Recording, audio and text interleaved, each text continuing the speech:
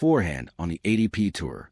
The latter match was indeed ongoing while Minaur sat down for his latest press conference, where he was tasked with discussing his potential quarterfinal opponents.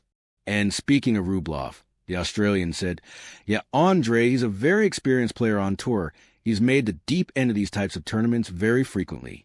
Read more. Alex de Minaur suggests what he thinks of the courts at the U.S. Open compared to the Australian Open.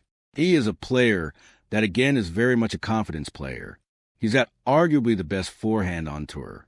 Feels like he can hit a winner off anything on that side. And he's a very aggressive player that tries to dictate and doesn't, I would say, enjoy when someone else is dictating. So the whole game plan, again, would be to do my best to kind of get on the front foot whenever I can and try to get him moving. Alex de Minaur shares his thoughts on Felix Auger-Aliassime ahead of their U.S. Open match. De Minaur will perhaps be glad he won't be taking on the forehand of Rublev, although a very tough test does await against Auger-Aliassime. The duo have met 3 times on the ATP Tour so far, with the Canadian holding a 2-1 win-loss record over the Australian. Sharing his verdict on Auger-Aliassime ahead of another rematch, de Minaur commented, "I think Felix is that type of player that everyone knows that his top level is incredibly high, right? And when he's playing with confidence, he's very tough to..."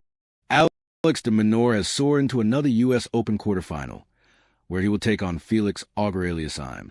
De Minaur is the 8th seed at the U.S. Open, a grand slam in which he has now reached the quarterfinals on 3 occasions. The ATP number 8 has dropped just 1 set at the tournament so far, as has his next opponent, Auger-Aliassime. But while de Minaur has yet to face a seeded player, Auger-Aliassime has knocked out both Alexander Zverev and Andrei Rublev.